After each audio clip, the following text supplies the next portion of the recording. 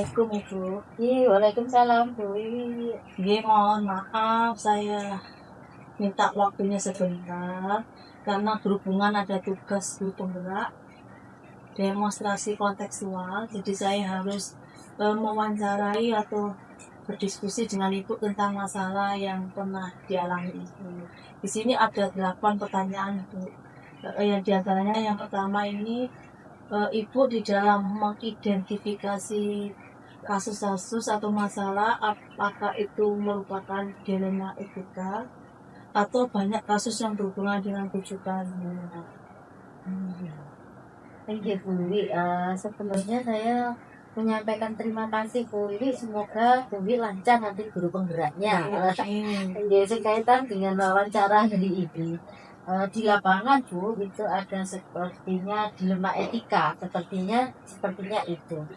Contohnya yang terjadi itu dengan penggunaan jurnal di kelas, itu ada yang mengisi lengkap, ada yang tidak lengkap. Memang di satu sisi setiap guru itu sudah punya jurnal, tapi berarti ada dua pekerjaan.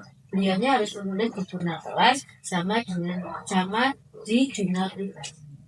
Kayaknya itu mungkin yang terjadi selama ini kok di penggunaan jurnal itu menurut saya. Mungkin itu. Terus berarti yang Ibu alami kasus untuk di sekolah itu pembuatan atau pengisian jurnal mereka pakai dulu. Di situ ada yang mengisi secara tertib, ada yang hitam. Jadi termasuk dilema etika. Nah, untuk pertanyaan kedua, aku berkaitan dengan itu, dengan kasus atau masalah yang Ibu tadi alami, kemungkinan ada kepentingan sama-sama benar itu ya. Artinya sama-sama benar dan juga ada mengandung nilai-nilai kebajikan. Dari permasalahan itu nilai kebajikannya itu Bu, ada apa dengan masalah itu? Menurut saya kalau jurnal itu semua benar karena memang aturannya guru itu memiliki jurnal harian yang berisi dengan kegiatan beliau sehari-hari. Secara dokumentasi sekolah juga harus punya dokumen jurnal kelas yang diisi oleh guru itu. Jadi nilai kebajikannya mungkin ketertiban dari Bapak Ibu guru mengisi secara rutin setiap harinya, itu yang kedisiplinan dari saya. Kesiapan untuk mengisi jurnal secara rutin seperti itu. Jadi kasus yang sekarang Ibu alami ketidaktertiban, ketidakdisiplinan pada saat Bapak Ibu harusnya sambil mengajar mengisi jurnal pembelajaran kegiatan apa pada saat itu. Kemudian di situ saya kaitkan pada pertanyaan ketiga Ibu, bagaimana langkah-langkah atau prosedur yang Ibu lakukan untuk mengatasi permasalahan ini? Dari permasalahan yang ada itu Bu, jadi awalnya kan guru itu membuat jurnal itu dua, jurnal di kelas dan jurnal pribadi. Saya berinisiatif dengan beberapa teman-teman guru terutama awaka berdiskusi saat itu bagaimana caranya supaya jurnal kelas jalan dan jurnal pribadi Bapak itu guru jalan. Saya coba diskusi, koordinasi dengan beberapa teman, juga ternyata ada kesamaan maksud di dalamnya. Jadi satu pekerjaan dapat dua, sehingga saya coba membuat aplikasi jurnal secara online atau digital. Itu fungsinya satu, guru mengisi bisa terdeteksi secara klasikal, bisa terdeteksi secara individu. Jadi harapan saya aplikasi itu juga diisi lah. Itu kendalanya yang saat ini kedisiplinannya masih belum. Jadi masalah yang pertama sudah tertangani, jurnal bisa diisi, tapi masalah yang kedua kedisiplinan itu perlu berikutnya. Jadi langkah yang Ibu lakukan untuk mengatasi kasus ini, satu tadi berkomunikasi dengan tim ya, tim sekolah, salah satunya warta. Kemudian di samping itu eh, koordinasi dengan Bapak Ibu guru ya, untuk pemantapan, untuk ketertiban secara umum ya, secara klasikal. Sehingga dalam program itu ada pengisian jurnal dalam aplikasi. Oke Bu. Untuk pertanyaan selanjutnya dari masalah Ibu itu, adakah ya cara yang efektif Bu? Maksudnya langkah yang efektif, langkah yang efektif yang cepat, efektif tapi tepat ya Bu ya. Sehingga kasus itu tidak lama, tidak apa ya, pengambilan keputusan itu segera, sehingga Bapak Ibu guru menjadi tertib, Bapak Ibu guru menjadi disiplin, Bapak Ibu guru menjadi komitmen dari yang sudah disepakati bersama. Jadi langkah yang efektif dalam pengambilan keputusan, biar Bapak Ibu guru tertib, disiplin. Langkah yang saya lakukan terus pertama koordinasi tadi untuk menghasilkan satu keputusan. Keputusan itu ditindaklanjuti oleh tim lagi yang membuat aplikasi. Setelah aplikasi sudah jadi dengan koordinasi kebermanfaatannya, kekurangannya, kelebihannya, kebermanfaatannya, sehingga menentukan aplikasi itu tepat atau tidak dipakai di lingkungan sekolah. Ketika aplikasi itu sudah ada, kita adakan rapat di rapat pleno. Aplikasi ini dibuat tujuannya adalah untuk ini, dan kebermanfaatannya adalah ini, sehingga ada komitmen lagi di dalam rapat itu, ada komitmen siap untuk melakukan atau mengisi aplikasi itu sebagai mengatasi masalah jurnal yang ada. Itu yang berikutnya, setelah ada koordinasi rapat, terus ada kesepakatan, ada komitmen, berikutnya ada pengawasan tuh. Jadi siapa-siapa pemantauan, siapa-siapa yang sudah melakukan, yang belum, itu kami pantau dengan aplikasi yang sama, tapi ada khusus pemantauan yang dilakukan oleh kepala sekolah. Dari aplikasi itu diketahui guru yang kurang disiplin atau tidak pernah melakukan hal yang diinginkan dari aplikasi sesuai tujuan itu, maka ada pertemuan lagi. Untuk awalnya masih ada pertemuan lagi untuk mengingatkan pentingnya aplikasi ini untuk sekolah, untuk lembaga, dan untuk pribadi Bapak Ibu. Dan satu kali mengisi bisa dapat 2. Ketika pembinaan secara klasikal, secara bersama-sama dengan rapat dilakukan, maka dilakukan pembinaan pribadi. Baru setelah itu dilakukan dengan harapan memahami bahwa maksudnya seperti ini, tujuannya seperti ini. Itu jawaban dari Ibu sudah menjawab soal yang ke-6. Jadi 5, 6 langsung terjawab semua ini. Yang jawab soal yang ke-6 tadi ada jadwal yang khusus, ada penyelesaian kasus ini sesuai prosedur ya Bu. Jadi yang saya simpulkan dari Ibu tadi, penanganan masalah pertama, pengambilan keputusan secara struktur ya, tidak langsung selesai hari ini bosan, jadi harus terjadwal. Kemudian menyelesaikan waktu, misalnya satu mengumpulkan maka dulu, kemudian mengumpulkan tim IT, kemudian ada rapat pleno. Jadi hasil dari tim IT itu didapatkan, diinformasikan ke Bapak Ibu guru lewat sosialisasi itu. Baru kalau tidak ada, berikutnya pengawasan Ibu ya, pengawasan monitoring. Baru langkah berikutnya yang bandel Ibu ya, misalnya habis pengawasan dievaluasi kok tetap aja tidak mengisi jurnal pengajaran, sehingga langsung secara pribadi Bu ya, pemanggilan secara pribadi. Kemudian mungkin apa solusi, apa ya, masalahnya Bu ya, mengisi secara tepat waktu. Ini untuk pertanyaan yang ke-7 Bu. Dari masalah Ibu ini, adakah seseorang atau faktor-faktor yang mempermudah sehingga pengambilan keputusan ini bisa segera selesai?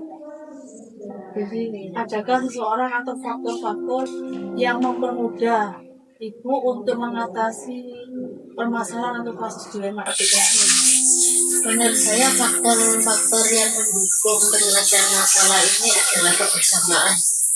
Ada satu tujuan yang sama untuk sekolah terutama, maka teman-teman akan paham bahwa aplikasi itu bermanfaat.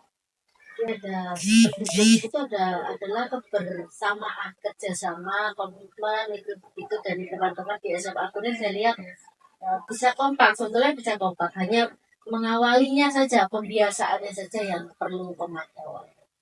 Jadi kekuatan saya sendiri teman-teman itu sebenarnya sudah kompak, terus secara IT itu sudah menguasai, nah, hanya berapa persen yang agak lambat, tapi sebenarnya bisa saling membantu.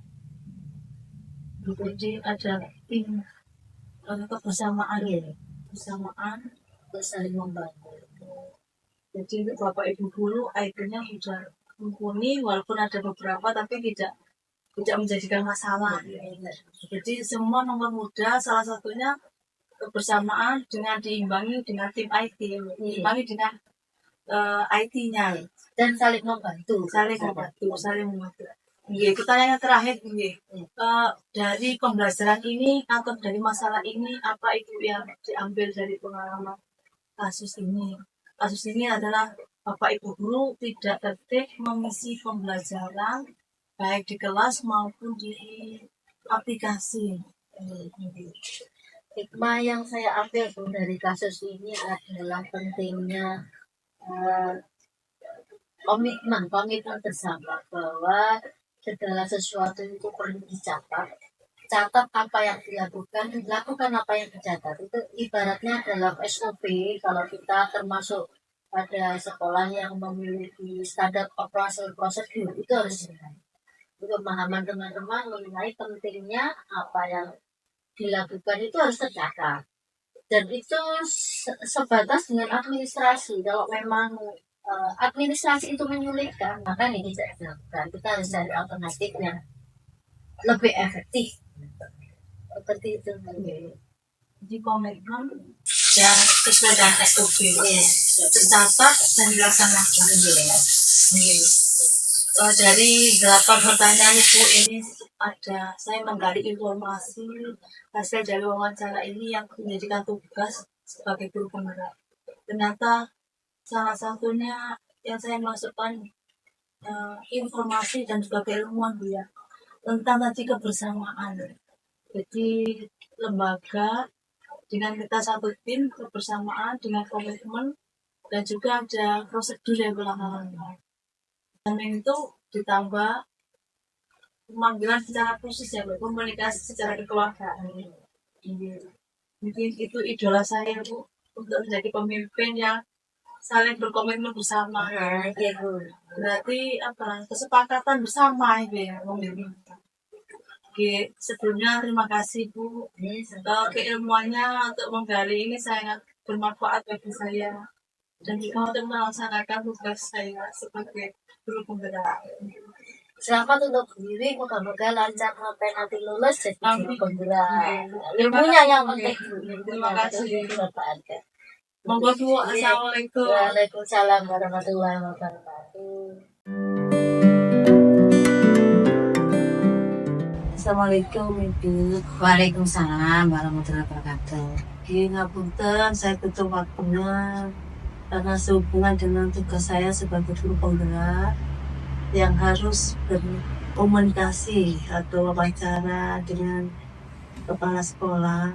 Jadi saya menimba ilmu dari kasus-kasus yang dialami oleh ini.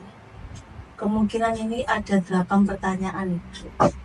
Ya, monggo. Yang pertama itu, bagaimana Ibu dalam menyelesaikan atau mengidentifikasi kasus-kasus yang ada di sekolah? Jadi itu merupakan suatu dilema etika atau bujukan moral untuk mengidentifikasi kasus itu. Apakah itu termasuk kasus dilema etika atau bujukan moral? untuk mengidentifikasi apakah itu kasus dilema etika atau bujukan moral ya Bu ya? Ya, iya. Mengidentifikasinya pertama saya lihat dulu Bu, benar salahnya. Nanti kan memang etika itu sangat rawan ya, berhubungan dengan moral anak-anak juga moral kita sendiri. Kemudian sama-sama kuat itu etika itu ya. Iya, soalnya prinsip akan saya cermati dulu ya. Kemudian kami cari kebenarannya, fakta-faktanya, data-datanya itu. Terus Ibu kalau ada masalah tidak diidentifikasi, oh ini berhubungan dengan etika dulu, Iya. atau ini sebagai hal bujukan moral gitu nih. Iya, akan kami lihat dulu, cermati dulu ya. Kan nanti kan ada data-datanya Bu. Kita tidak boleh langsung memutuskan, ya. Kita lihat dulu. Menghimpun data. Iya. Ibu, untuk yang kedua pertanyaan saya begini, selama ini mungkin Ibu menjalankan pengambilan keputusan di sekolah, itu dalam menghadapi kasus-kasus, apakah benar-benar itu untuk kepentingan, maksudnya sama-sama benar, atau memang mengandung nilai kebajikan di dalam kasus yang Ibu pernah alami? Kalau saya mengatasi kasus misalnya yang dilema etika itu ya, itu akan kami lihat, kami prioritaskan Bu. Memang kalau dilema etika itu dua-duanya sama-sama benar ya. Tapi kan nanti prioritas mana yang lebih penting, kemudian dampaknya ke yang misalnya bukan untuk pribadi, kita kan di lembaga otomatis dampaknya baik ke masyarakat ya, kan banyak sekali Bu.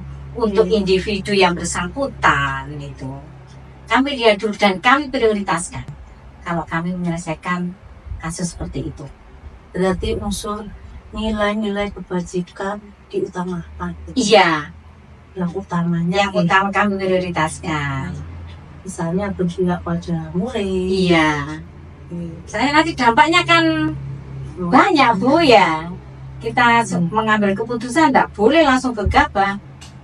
Berarti perlu yang pertanyaan saya ketiga, berarti langkahnya Bu ya. Ya. Ini langkah-langkah atau prosedur yang Ibu lakukan di dalam menyelesaikan masalah. Ini langkah-langkah kami untuk menyelesaikan suatu masalah ya yang dilema etika. Pertama kami tidak langsung percaya, memang kami lihat dulu. Ya. Diterima saja dulu Bu. Iya, ya kami terima, tapi saya tidak langsung memutuskan Bu. Kami cermati, kemudian kami ambil data-datanya, kemudian yang bersangkutan kan pasti punya teman dekat. Nah, saya cari informasi sudah kepada teman dekat beliau, baik keluarganya, teman dekatnya, cari informasi. Kita tidak boleh langsung memutuskan, oh memang si A seperti itu, tidak boleh. Kita data-data kita cermati dulu. Baru kemudian kami panggil si yang beliaunya, yang bersangkutan. Itu masih kami tanya. Nanti kadang yang bersangkutan kan sulit untuk jujur kadang ya. Nah itu kami korek supaya jujur, pasti bisa kok Bu. Suatu pimpinan pasti bisa. Nanti kita di pendekatan sama yang bersangkutan, sama teman dekatnya. Iya. Si kebenarannya data. Iya. Kita kan tidak boleh langsung percaya. Ya kalau memang infonya benar, kalau infonya kurang benar, kasihan beliaunya jadi korban nanti. Jadi berbagai sumber ditanyakan Bu. Iya. Misalnya dalam pengambilan keputusan itu, apakah itu yang paling efektif Ibu? Misalnya dalam menangani setiap masalah, memang harus seperti itu Bu ya? Iya. Pengambil keputusan ya. Berarti yang efektif menurut Ibu memang harus data, harus disurvei dulu. Iya. Setiap apapun Setiap apapun permasalahannya kita harus berdasarkan data. Dari data-data nanti kan bisa Bu ya, kita ambil kesimpulan. Kita jangan, kalau mereka-reka saya rasa enggak pas nanti solusi yang kita berikan, keputusan yang kita berikan itu, dan sarannya juga. Jadi dari data-data itu akan pas nanti. Nggih. Langkah apa untuk mengambil keputusan. Nggih. Jadi salah satu tadi solusi atau langkah dari itu data harus akurat. Iya, Kemudian mencari menambah sumber ya, literasi dengan menanya teman-teman bisa dekat. dari teman-teman dekatnya, keluarganya. Berarti pengambilan keputusan tidak langsung di tempat ya Bu ya. Tidak Bu, misalnya hari ini kasusnya hari ini terjadi ya Bu ya. Memang kan sama-sama itu tak di dilema etika kan dua-duanya benar, tapi kita harus memprioritaskan. Misalnya hari ini kita tidak bisa langsung hari ini kita putuskan. Kita masih itu tadi ambil data yang akurat, data yang pasti.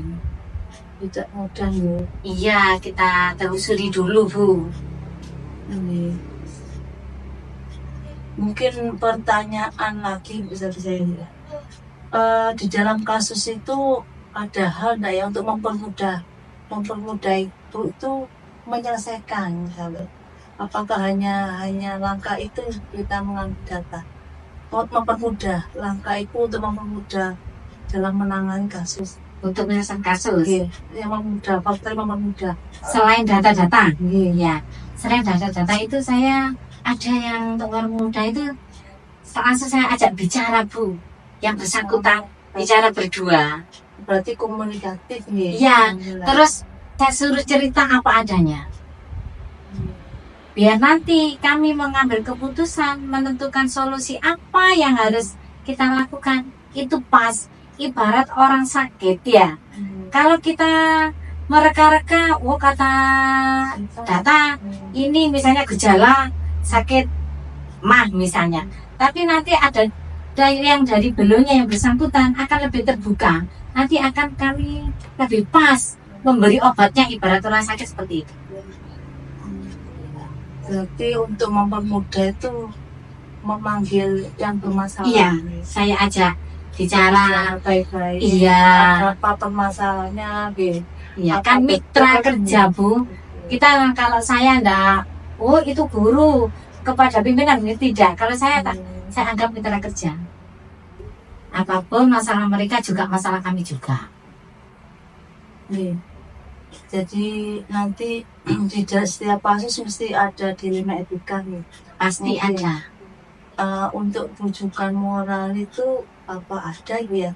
Apakah sama nanti penyelesaiannya dengan kita berkomunikasi dengan yang bersangkutan? Tentunya Ibu ya, mesti itu indikasinya ya. Iya. Tapi lihat masalahnya dulu kadang. Ya. Analisis masalah. Iya, analisis dulu data-data. Terus itu tadi kalau menurut saya yang lebih efektif itu saya bicara dengan beliaunya yang bersangkutan. Mungkin kadang ada masalah apa, kan kita tidak tahu latar belakangnya bagaimana, nah kita tidak tahu. Kalau sama-sama diajak bicara dari hati ke hati, saya rasa pasti cepat terselesaikan. Lebih cepat terus langsung di tempat nih ya kalau Iya. kalau memang masalah tidak berat gitu. Iya, memang saya tidak menunggu waktu lama Bu, khawatir nanti dampaknya ke anak-anak. Ya, begitu si guru tersebut ada masalah dilema etika, pasti saya Bu, nanti kalau ada waktu luang ke ruangan saya ajak ngomong-ngomong. Pertama ya tidak langsung menuju tujuan masalah, tidak, akan saya kirim dari kita ajak bicara dari hati ke hati.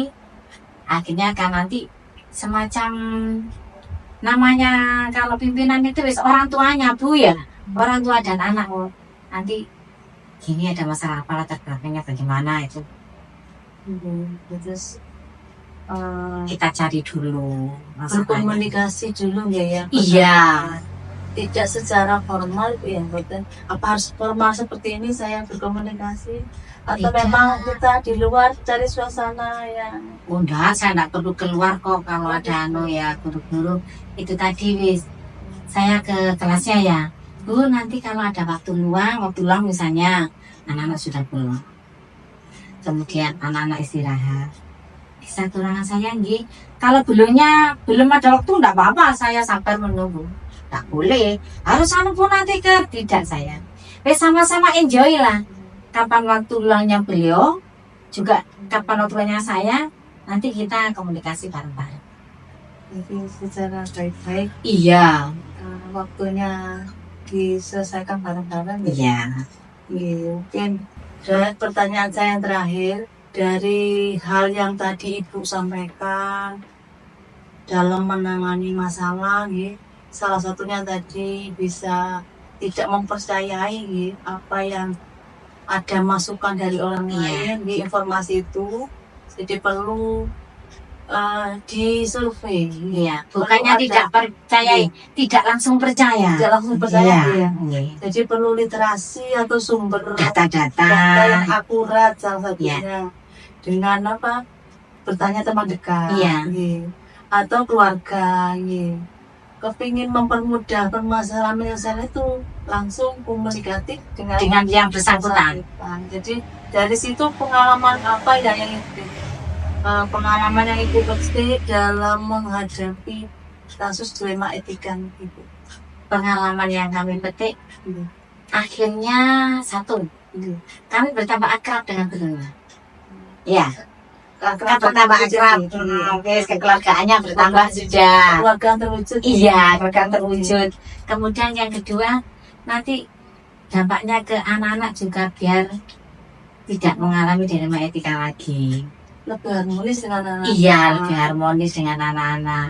Kemudian itu Bu, tidak ada jarak Bu antara pimpinan dengan anggota. Semua kan mitra kerja Bu.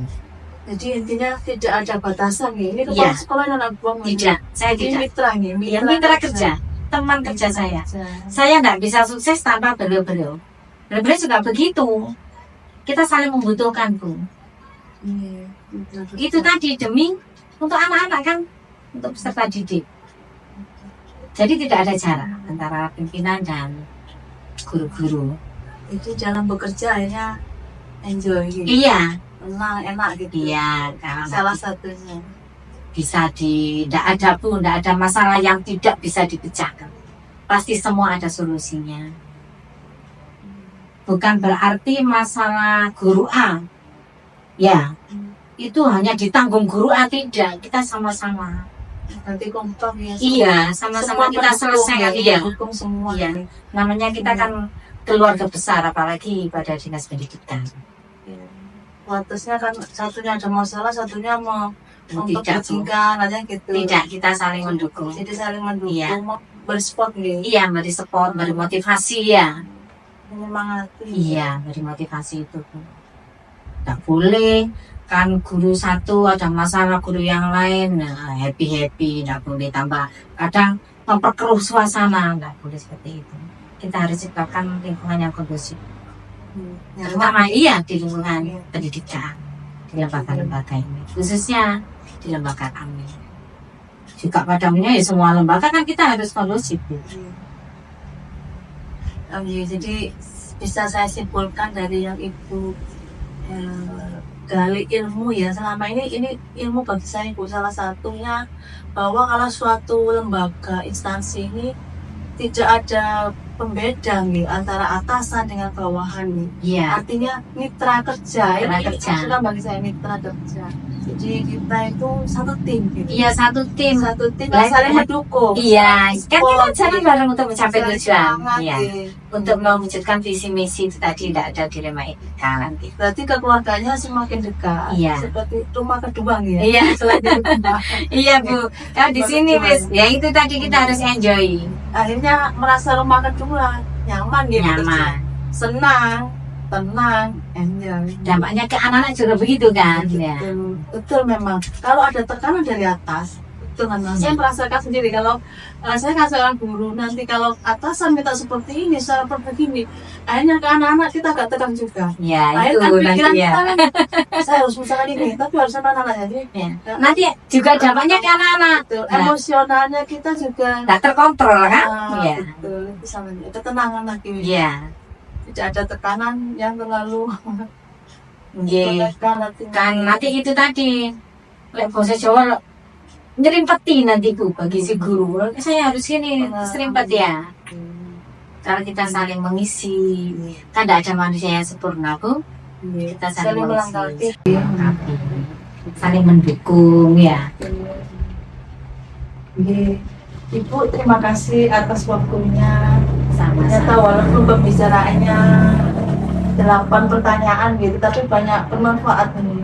Salah satunya menggali informasi sifat atau karakter dari ibu yang komunikatif. Ya, jadi bekerja sama saling Ya, memberikan semangat ya, saling memotivasi. saling memotivasi. Tidak ada batasan. Oh, ini kepala sekolah, ini orang tua ya. Jadi saling guyup nih kan. Iya. Nyaman jadi di sekolah ambil. Itu karakter yang mungkin ibu saya idolakan berarti karakter itu, sehingga nanti memimpin ada tim kerjanya gitu. Iya. Saling mendukung. Enjoy, kita tidak ada tekanan. Nanti menyebabkan sekolah menjadi prestasi Bu, karena ada ketenangan, Iya. kesenangan ya kan. Melangkah bareng Kreatifnya, ya. inovatifnya muncul nanti gitu. Sampun Bu, terima kasih atas Sama-sama. Dan semoga panjenengan juga sukses ya waktunya. Amin. untuk calon guru penggerak. Amin. Menyelesaikan tugas dengan maksimal. Semangat Bu. Pasti bisa. Harus dilalui. Iya. Terima kasih. Iya, sama-sama. Iya, assalamualaikum.